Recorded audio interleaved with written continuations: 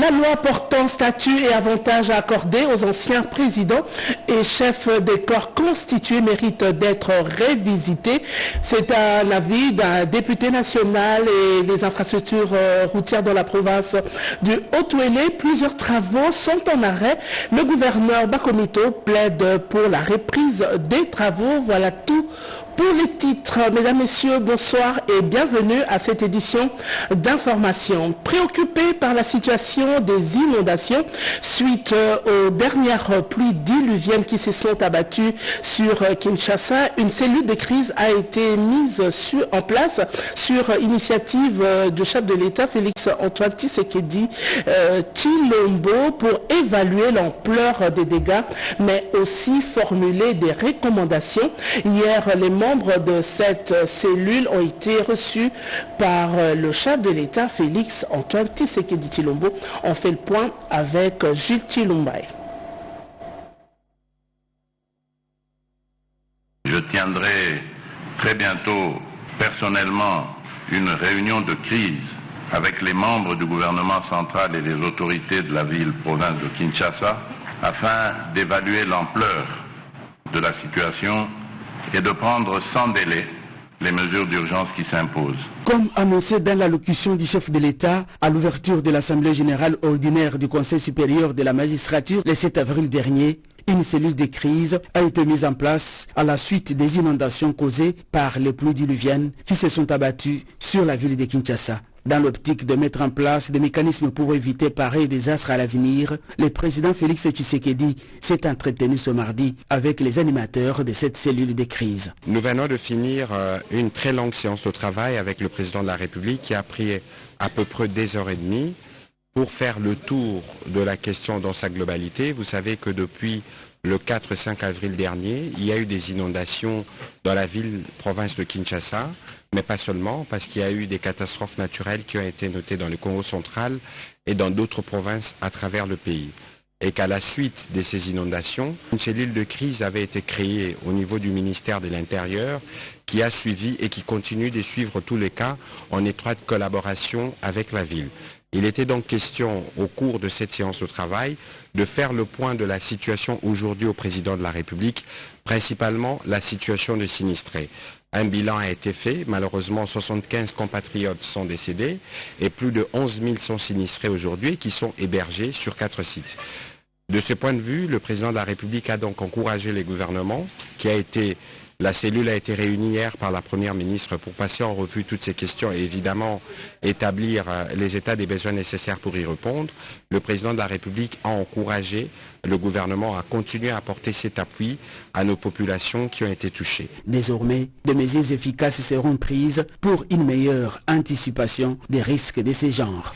Le deuxième volet du sujet a été le volet maintenant de comment le gouvernement réagit et s'attaque aux causes qui ont conduit à ces inondations. Vous savez qu'on ne peut pas blâmer les catastrophes naturelles ou la pluie, mais il y a une grosse part de l'humain dans ce qui s'est passé. C'est ainsi que le ministre d'État, ministre de l'Aménagement du territoire, qui a fait les rapporteurs de la réunion gouvernementale qui a été tenue autour du vice-premier ministre intérieur, qui s'est prolongée avec la première ministre et qui contient en son sein notamment les secteurs comme les affaires foncières, l'aménagement du territoire, les transports, la politique et l'urbanisation de la ville, l'urbanisme, mais aussi le gouverneur de la ville, pour faire le point des actions à faire à court, moyen et long terme, pour nous assurer qu'en cas de survenance de pluie de cette nature, que les vies humaines puissent être préservées. Et donc, dans les jours qui viennent, parce que le comité, la commission va continuer de travailler, on va annoncer formellement des mesures, mais qui seront alors des mesures dures qui vont passer. Pour certaines, on va raser, en tout cas toutes les infrastructures ou les maisons qui sont construites dans les zones non édificantes. Le président de la République lui-même s'est porté garant. Ça veut dire qu'il n'y aura pas des gens qui viendront pour dire nous sommes protégés politiquement ou nous parce qu'on a tel rang, nos maisons seront protégées. Signalons que dans la nuit du 4 au 5 avril dernier, des pluies diluviennes avaient endeuillé plusieurs familles à Kinshasa, causant des morts et de nombreux dégâts matériels. Autre chose à présent, une nouvelle session qui s'ouvre, des nouvelles ambitions s'annoncent au réseau parlementaire dans la lutte contre la corruption. Son président, le député national Passisa Pamba, a lancé les activités de la nouvelle session. Le réseau des parlementaires africains contre la corruption reprend du service. Le temps pour le lancement des activités a été donné par le député national Jean-Pierre Passisa Pamba, président de l'APNAC, chapitre République démocratique du Congo.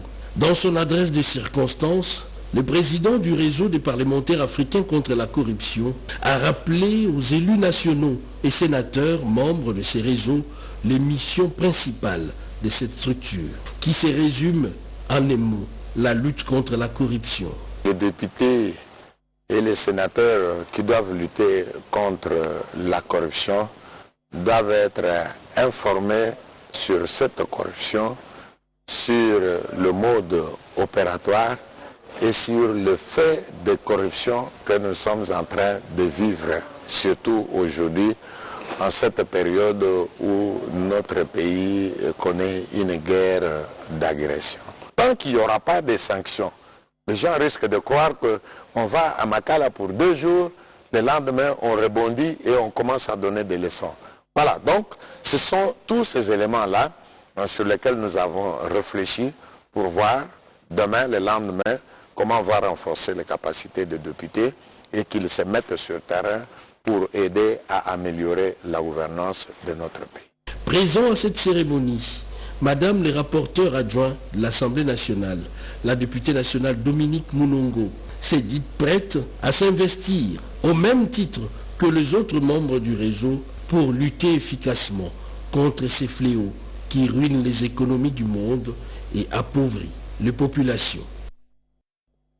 Comme annoncé à l'entame de ce journal, une de loi est déposée au bureau de l'Assemblée nationale. Il s'agit de la loi portant la situation et avantages accordés aux anciens présidents de la République élus et aux anciens chefs de corps constitués. Eh bien, cette loi mérite d'être révisitée au regard des articles 5 et 7 de la Constitution, selon les députés nationaux Eliezer Tamboué.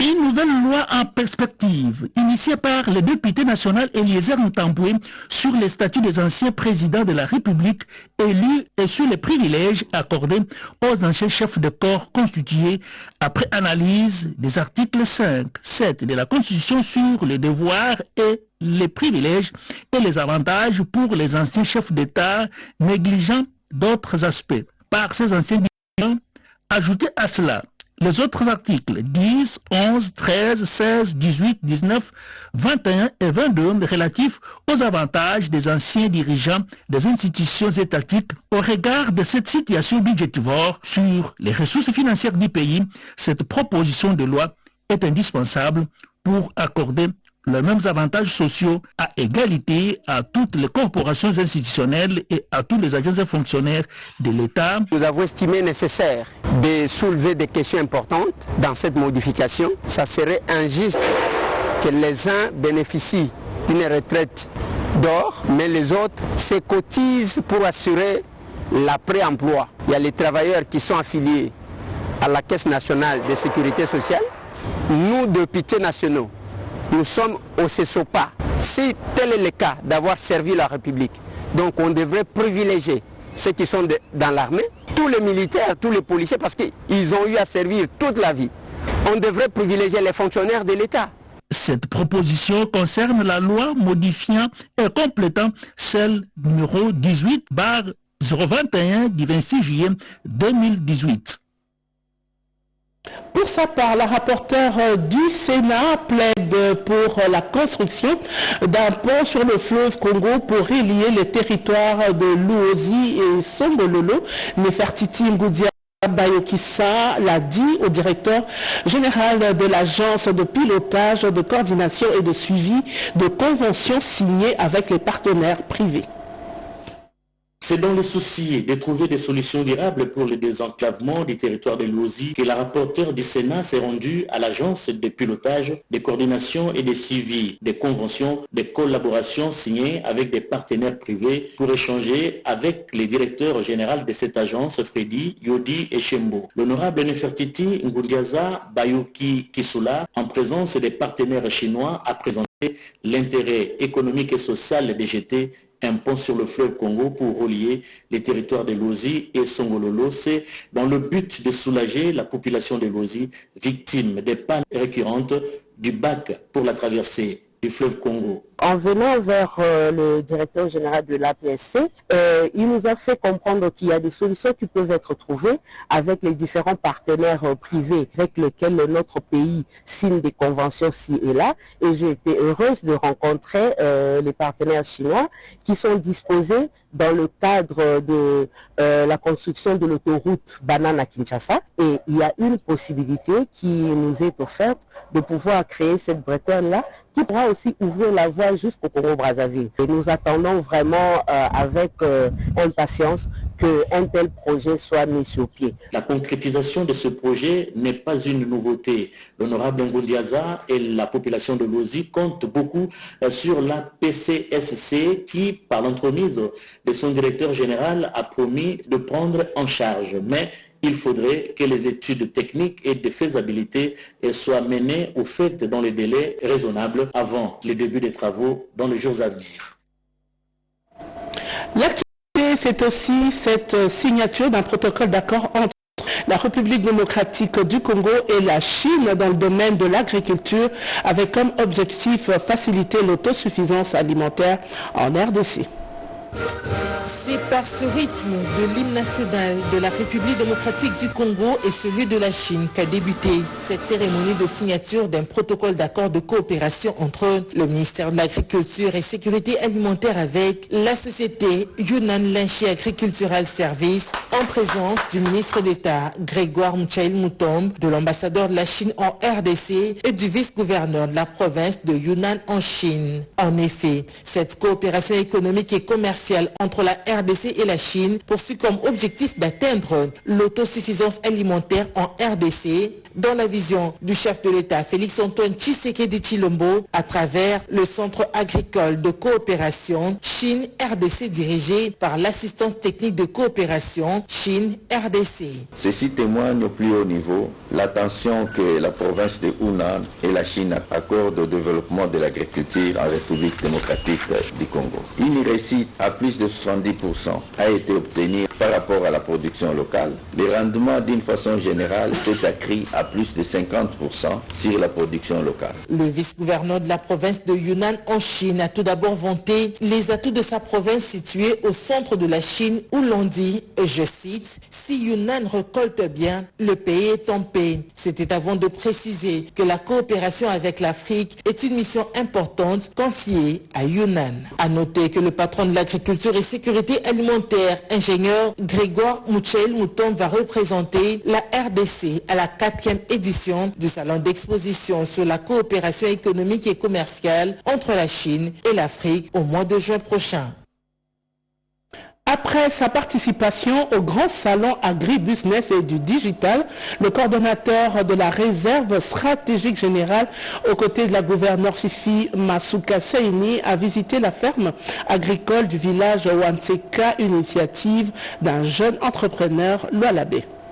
Au cours de sa mission officielle dans la province de Lualaba, en marge du grand salon de l'agribusiness, le coordonnateur de la réserve stratégique générale a, aux côtés de la gouverneure de province et du ministre provincial de l'agriculture, pêche et élevage, visité dimanche 13 mars 2025 les installations de la ferme agricole située au village Wansela, dans le groupement Kazembe, territoire de Muchacha. Comme partout dans sa juridiction, les habitants ont réservé un accueil chaleureux à l'autorité provinciale et sa suite. Conduit par le manager en charge des opérations de cette ferme, la gouverneure Marie-Thérèse Masuka Saini, Serge Moulumba Kachi, Jean-Pierre Kalenga Mupataï ont passé au peigne fin les compartiments de ces infrastructures qui s'étendent sur un espace de 7 hectares. Ému par ce projet, initié par un jeune entrepreneur, Loalabé, le coordonnateur de la réserve stratégique générale, a réitéré la détermination de sa structure à accompagner les producteurs locaux afin d'assurer l'autosuffisance alimentaire, l'une des préoccupations majeures du président de la République, Félix Antoine Tshisekedi Tshilombo. Nous, en tant que réserve stratégique, nous nous positionnons pour accompagner les producteurs, les éleveurs, parce que nous croyons que l'avenir se trouve dans les jeunes qui ont ce dynamisme-là. Et comme nous l'avons dit, nous allons accompagner les producteurs pour qu'ils transforment aussi localement et que nous puissions consommer local. Et puis nous, à côté de ça, à la réserve, nous allons constituer nos stocks pour pouvoir permettre à tout le pays de profiter. La chef de l'exécutif provincial a encouragé les ouvriers, pour la plupart filles et fils du coin, ont déployé des sacrifices énormes pour la mise en route de ce projet. Dans un échange aux allures d'une mère attentionnée, Marie-Thérèse Masuka a exhorté Selwa Labé à éviter de construire dans les emprises de l'État pour faciliter la construction de routes. Mwache kuyenga mubalabala. Kama munayenga mubalabala kuna namuna batatengeneza balabala nitapita nayo wapi?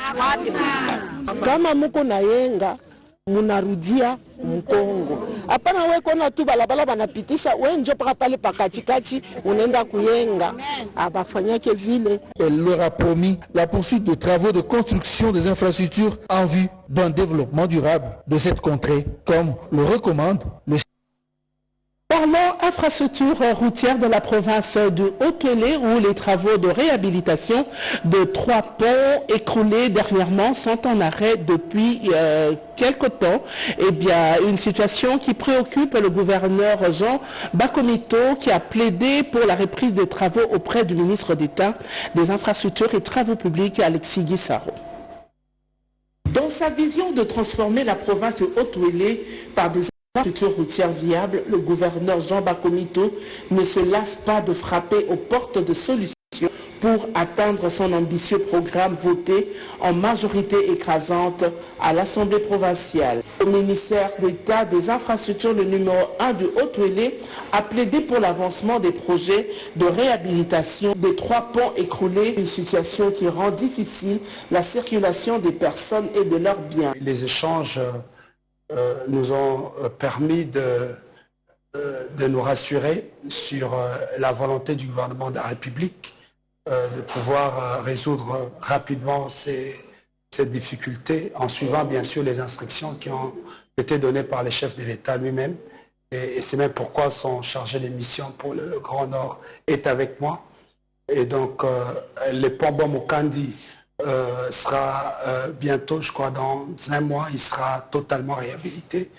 Les écrous ou la partie de matériel qui restait vont suivre dans les très prochains jours, mais également le matériel du pont Embo et Nzoro vont également être chargés dans les très prochains jours pour atteindre la province de la Chopo et très prochainement la province du Haut-Uélé. Satisfait des échanges avec le ministre d'État des Infrastructures et Travaux Publics, le gouverneur de Haut-Uélé se dit rassuré de la volonté du gouvernement de sortir sa province de la situation actuelle.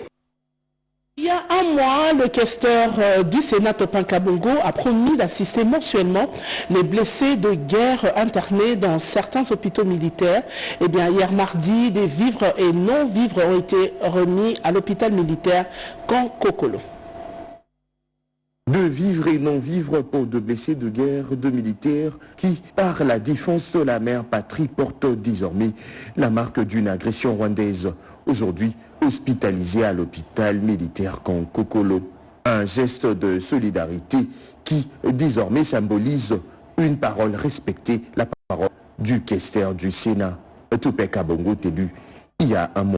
Nous sommes une fois de plus ravis. Ce n'est pas la première fois. Il est quand même animé par cette volonté, cette charité. En tout cas, nous lui souhaitons bon vent, qu'il continue vraiment dans cette lancée pour qu'il puisse continuer à venir en aide aux déshérités qui sont nos blessés de guerre. Empêché pour des raisons de travail, Jeko Beya remet cette assistance mensuelle au nom de l'élite de Kananga.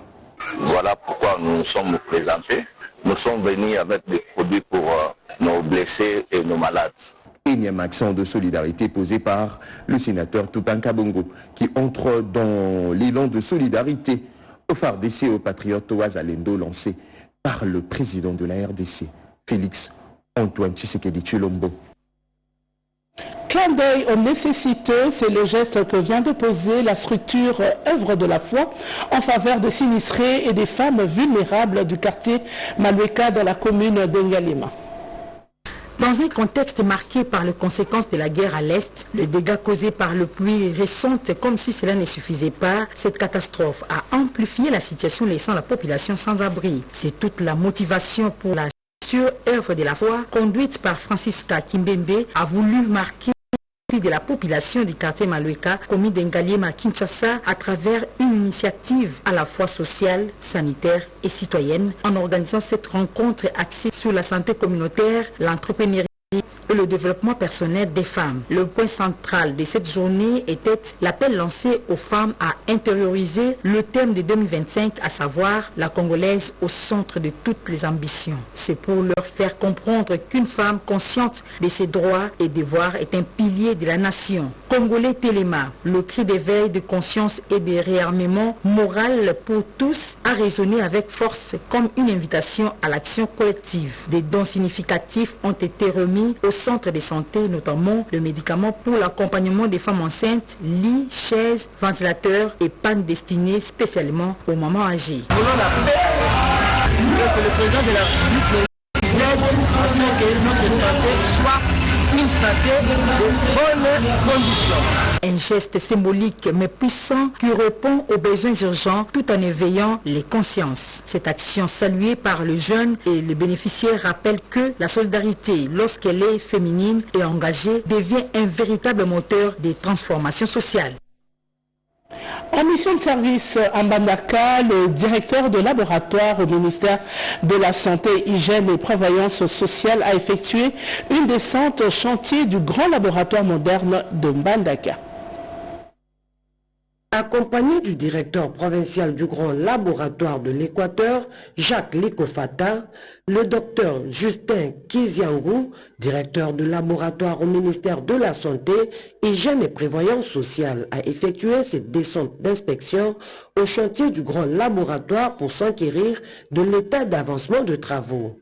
Sur place, il a eu droit aux explications lui fournies par les ingénieurs qui exécutent ces travaux. Très satisfait de l'évolution parfaite de travaux, le docteur Justin Kiziangou a formulé quelques recommandations en sa qualité d'expert en laboratoire. Déplacé de Kinshasa pour venir voir l'état du lieu en rapport avec les travaux de construction du labo provincial. En réalité, nous avons échangé avec les ingénieurs qui sont à pied d'œuvre. Et nous avons trouvé qu'ils sont dans les bons.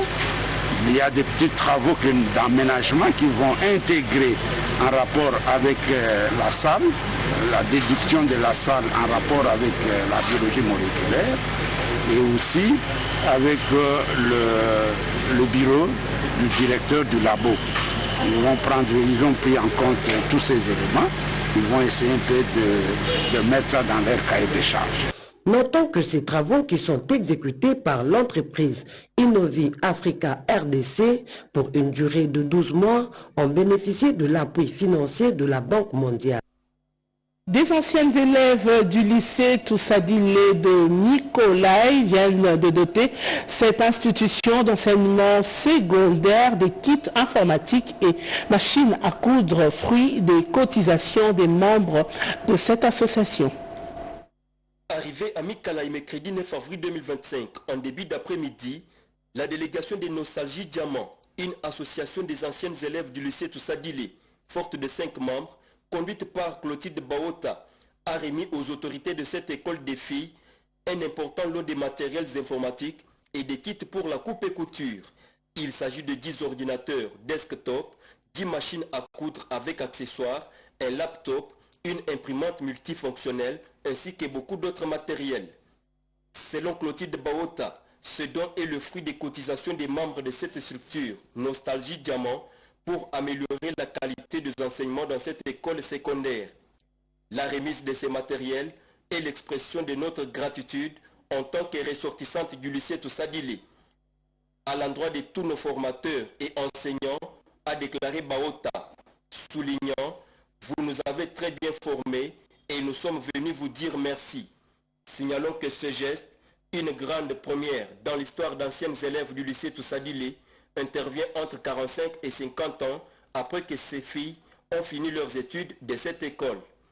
La sœur Marie-Claire Nsampi, directrice actuelle du lycée Toussadile, n'a pas caché sa satisfaction pour ce don précieux, tombé à point nommé, tout en rassurant une gestion en bonne mère de famille.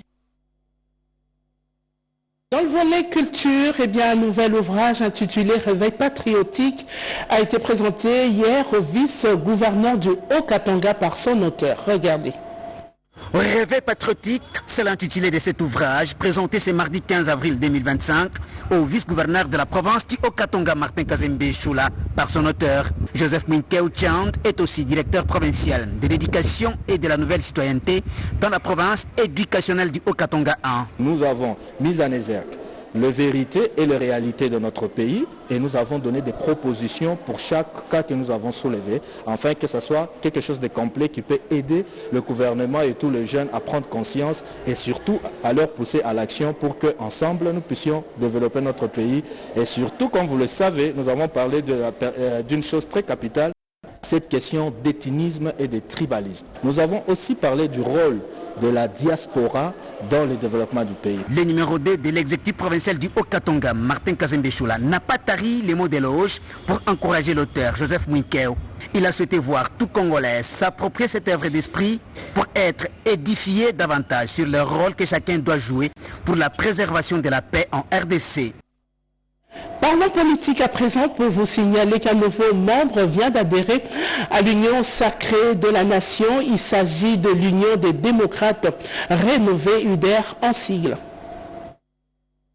Ils ont répondu oui à l'appel du chef de l'État, Félix-Antoine Tshisekedi Tshilombo. L'Union des démocrates rénovés vient de signer la charte d'adhésion dans l'Union sacrée. Après cette signature, le secrétaire permanent de l'Union sacrée, le professeur André Mbata, a remis officiellement aux nouveaux membres les insignes de cette plateforme. Dominique Mombaï, président national de l'Union des démocrates rénovés, s'est exprimé en ces termes. Et nous sommes là pour signer la charte de l'Union sacrée, qui est venue par l'appel du chef de l'État. Parce que le chef a demandé que tous les Congolais se retrouvent. Mais nous nous sentons des Congolais. Nous sommes venus maintenant réaliser et répondre à son appel. Pour cela, nous les remercions beaucoup. On le félicite encore un de plus. Et nous demandons aussi à celui qui l'a remis la responsabilité, qui est le professeur Mbata, que le bon Dieu soit avec lui, qu'il le conduise jusqu'à la fin de sa mission. Nous vaincrons, Dieu est avec nous. Bien avant cette adhésion, une délégation de l'UDR a été reçue en consultation par le professeur Eberand Kolongele, conseiller spécial du chef de l'État. Le député national élu d'Issiro dans la province du Haut-Touélé, Samuel Degba Mozabi, a participé à plusieurs activités dans la province, entre autres la sensibilisation des jeunes à l'enrôlement dans l'armée. Retour sur ces activités dans ce reportage.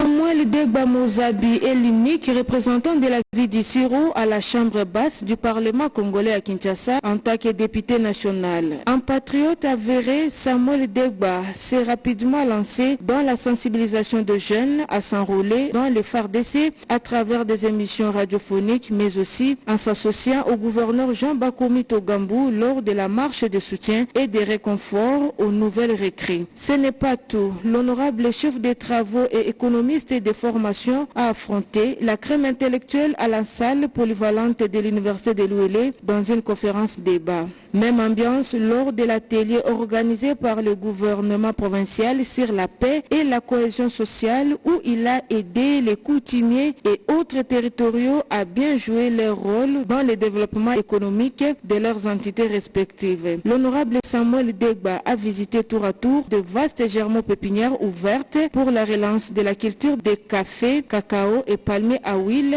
les installations de l'Institut technique agricole et vétérinaire d'Issiro ainsi que certains services publics et provinciaux au nombre desquels la SONANS et la DGRAD. Le séjour de l'honorable Samuel Degba à Issiro lui a aussi permis de participer à une matinée politique présidée par le gouverneur Jean Bakomi Togambou à l'intention des cadres de l'Union sacrée de la nation. Terminons ce journal par la clôture de la deuxième édition de la semaine culturelle de la conscience africaine organisée en marge de la commémoration de la date du 6 avril dédiée au combat du prophète Simon Kimbangu. Les combats du prophète Simon Kimbangu, reconnus officiellement par l'État congolais à travers le 6 avril, mais la personne de Kimbangu est ignorée pour faire de lui un héros. Cette interpellation a retenti le samedi 12 avril dernier dans la pièce théâtrale présentée au Palais du Peuple pour clôturer la deuxième édition de la semaine culturelle de la conscience africaine SECUCAF, organisée à marge de la commémoration de la date du 6 avril. Cette semaine culturelle ne restera plus un simple événement, mais un véritable mouvement national, international et un pont entre les générations, le peuple et les cultures. Ce spectacle a donc lancé un appel aux jeunes Congolais à bannir l'aliénation culturelle afin de renouer avec les origines, car un peuple qui ne sait d'où il vient, il ne saura où il va, a martelé Pichou Matoisiloa, initiateur de cette manifestation. Reconnaître les efforts de certains fils et filles de ce pays par rapport à leur détermination, au message, aux différentes actions qu'ils mènent pour pouvoir pérenniser le combat de Simon Kimbangu pour la conscience africaine. Léon Abedi Tchenengwa, secrétaire général au ministère de la Culture, Art et Patrimoine, qui en assure la supervision, n'a pas manqué de saluer l'instauration de la semaine culturelle de la conscience africaine par le chef de l'État Félix Tshisekedi.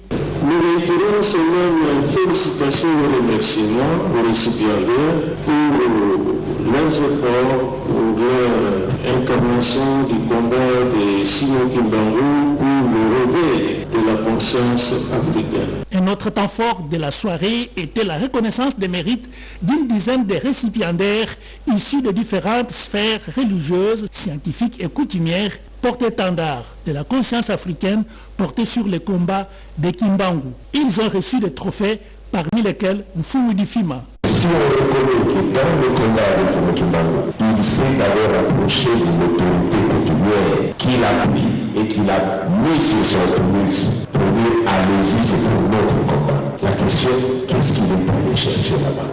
Le combat qu'on nous a laissé, c'est ramener. Alors ramener tous les peuples congolais. Il est de noter que la semaine culturelle de la conscience africaine, portée par les structures Tokanisa Mboka et l'Union de la jeunesse kimbanguiste, a vécu du 4 au 12 avril 2025 pour célébrer la journée du 6 avril dédiée au combat de Simon Kimbangu, père fondateur de l'église kimbanguiste.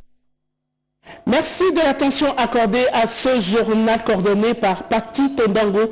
Kizinda Nana Mozazebo a concouru à sa rédaction. Rodé Panda l'a réalisé au nom de cette grande équipe. Je vous dis encore une fois merci de nous avoir suivis et prenez rendez-vous à 20h pour la grande édition du soir avec Sandra Nyangui Tabo.